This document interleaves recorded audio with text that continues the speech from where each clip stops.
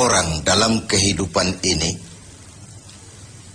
senantiasa berusaha meraih dan mencari sesuatu yang mendatangkan keuntungan, setidaknya keuntungan yang bersifat moral.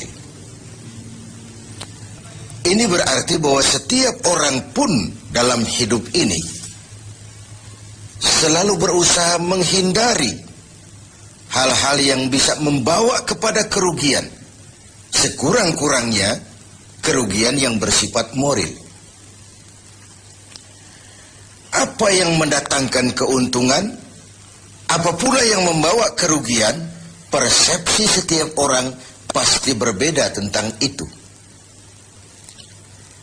Ada yang beranggapan dia akan beruntung kalau pangkatnya naik, jabatannya menjadi tinggi, hartanya bertambah, tanahnya makin luas, pabriknya makin besar, dan begitu seterusnya. Al-Quran dengan tegas mengajarkan kepada kita, di bawah sumpah Allah menyatakan, wal asri, demi masa, innal insana lafi khusr, sesungguhnya manusia pasti berada di dalam kerugian. Sudah diawali dengan wawu lil qasam, sumpah, menggunakan dua huruf taukid, inna dan lamut taukid. Innal insana lafi khusr, sesungguhnya manusia benar-benar pasti berada di dalam kerugian. Tanahnya luaskah, pabriknya banyakkah, hartanya berlimpahkah, jabatannya makin tinggikah, pasti di dalam kerugian. Ini sesuatu yang kita semua tidak menginginkan. Dan Allah lalu memberikan jalan keluar agar tidak menderita kerugian itu.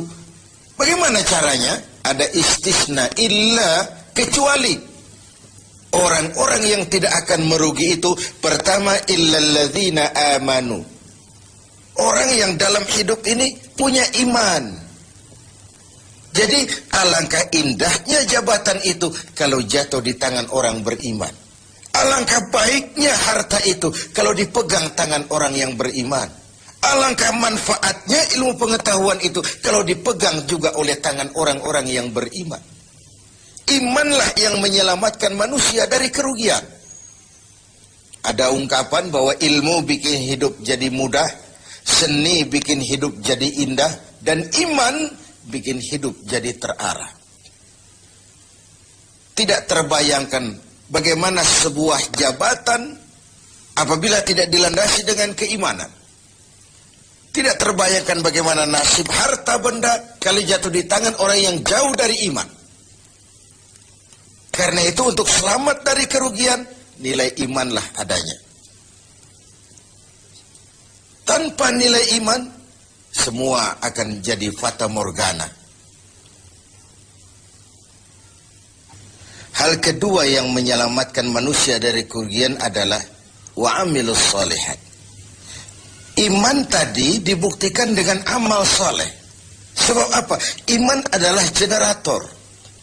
Iman adalah power yang melahirkan energi dan menimbulkan gejala. Seseorang beriman atau tidak bisa kita lihat. Tapi bisa kita dinilai dari gejala yang ditimbulkan oleh nilai iman tadi. Dalam bentuk amal saleh. Sehingga dalam keseharian kita bisa bilang, orang itu imannya bagus ya. Kok tahu kamu? Sujudnya hebat.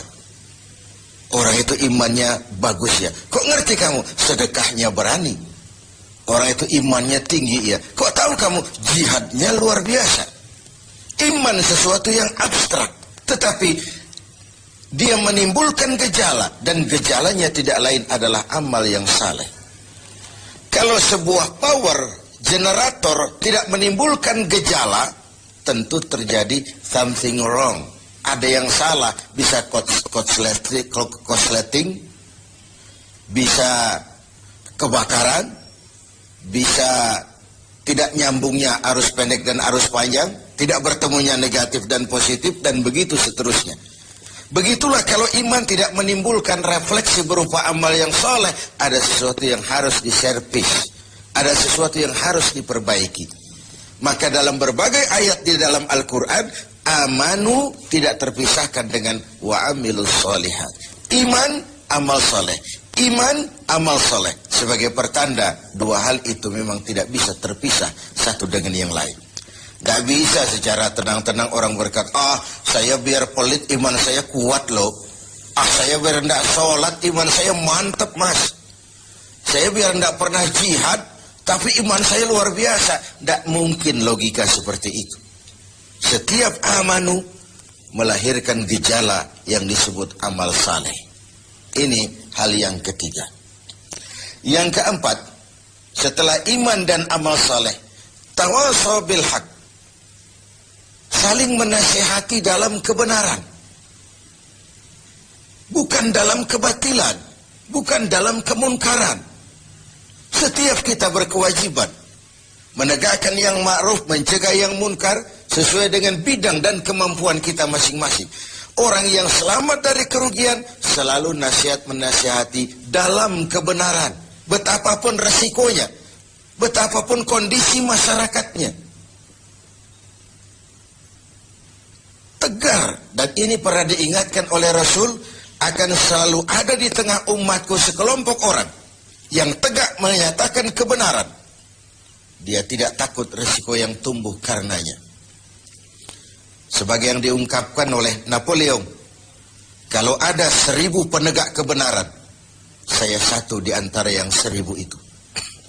Kalau ada 100 orang yang menegakkan kebenaran, saya juga satu dari yang 100 itu. Kalau ada 10 orang yang menegakkan kebenaran, saya pun satu dari yang 10 itu. Kalau hanya 1 orang yang berjuang menegakkan kebenaran, sayalah yang satu itu. Walaupun besok langit akan runtuh, bumi akan bergulung, kebenaran tetaplah kebenaran. Orang yang tegar menghadapi kebenaran makin langka. Orang yang tidak larut di dalam memperjuangkan kebenaran semakin sedikit jumlahnya. Tapi kalau kebenaran tidak ditegakkan, keadilan tidak dinyatakan, maka kebatilanlah yang akan berkuasa. Sungguh pun demikian. Yang keempat, Allah menutup ayat ini, wa tawasaw bis sabr. Nasihat menasihati dalam kebenaran dan nasihat menasihati dengan cara yang sabar. Kalau kebenaran sebuah prinsip, maka kesabaran adalah sebuah strategi. Jika kita benar, kita harus sabar. Kalau kita sabar, harus karena benar. Kebenaran tanpa kesabaran membuat kita mudah dipatahkan orang. Sebaliknya, kesabaran tanpa kebenaran membuat kita diinjak terus oleh yang lain. Kalau punya prinsip, harus punya strategi. Strategi digunakan untuk sebuah prinsip. Prinsip tanpa strategi, habis kita digusur orang. Strategi tanpa sebuah prinsip, habis kita diinjak terus oleh yang lain. Inilah Ramadan, di mana kita berusaha meraih keuntungan yang sebesar-besarnya. Setidaknya keuntungan yang bersifat moral, dengan melakukan pendekatan-pendekatan yang intensif kepada Allah, dengan memupuk keimanan, memperbanyak amal saleh, nasihat menasihati di dalam kebenaran, dan menasihati dengan cara yang sabar, sehingga terhindarlah kita dari kerugian. Setidaknya kerugian secara moral. Kalau kehilangan harta kita sangat merugi, bagaimana pula kalau kehilangan iman? Bagaimana pula kalau kita kehilangan amal saleh, menghadap Allah tidak ada bekal yang kita bawa? Bagaimana pula kalau kita tidak ikut tegak menegakkan kebenaran, bahkan larut dalam kebatilan, berpangku tangan terhadap ketidakadilan? Kata Nabi, as-sakitu 'alal batil syaitanun akhras. Orang yang diam dari menghadapi kebatilan, tidak berani menyuarakan kebenaran, sama dengan setan gagu. Sekali lagi, orang yang tidak mau menyuarakan kebenaran dan diam menghadapi kebatilan, oleh Nabi dikatakan syaitanun akhras, sama dengan setan yang gagu. Berlindung kita kepada Allah, jangan masuk dalam kelompok yang seperti itu. Dari ayat surah yang pendek ini, kita ambil beberapa catatan. Pertama, intan paling mahal, mutiara paling berharga dalam hidup ini tidak lain adalah nilai-nilai iman. Biarkan zaman berubah, akidah jangan sampai goyah. Silahkan masa berganti, keyakinan jangan jadi mati. Karena iman kita hidup, untuk iman kita berjuang, dan dalam iman kita ingin kembali menghadap Allah. Yang kedua, buah daripada iman adalah amal saleh. Amal saleh refleksi yang ditimbulkan oleh nilai-nilai keimanan. Bahkan diketahui iman seseorang dari amal saleh yang dikerjakannya. Yang satu merupakan fondasi, yang lain merupakan hasil buah dari fondasi yang kokoh itu tadi. Dalam Al-Quran Allah menjelaskan, "Huwallazi khalaqal mauta wal hayata liyabluwakum ayyukum ahsanu amala." Dialah Allah yang telah menciptakan hidup, yang telah menciptakan mati bagi kamu sebagai ujian, siapa di antara kamu yang paling banyak amal salehnya. Ada hidup dan mati sebagai batu ujian untuk mengetahui siapa yang terbanyak amal salehnya. Kemudian yang ketiga, kita harus tetap tegak melaksanakan kebenaran, tapi dengan cara yang sabar, dengan tetap menggunakan strategi. Haqqun bila nizamin yaghlibuhul batilu binizamin. Kebenaran tanpa strategi bisa dikalahkan oleh kebatilan yang memakai strategi. Kebenaran yang tidak terorganisir akan bisa dilumpuhkan oleh kebatilan yang terorganisir. Maka diperlukanlah semangat kebersamaan untuk menegakkan yang ma'ruf dan mencegah yang munkar bagi kemaslahatan kita sebagai umat dan juga sebagai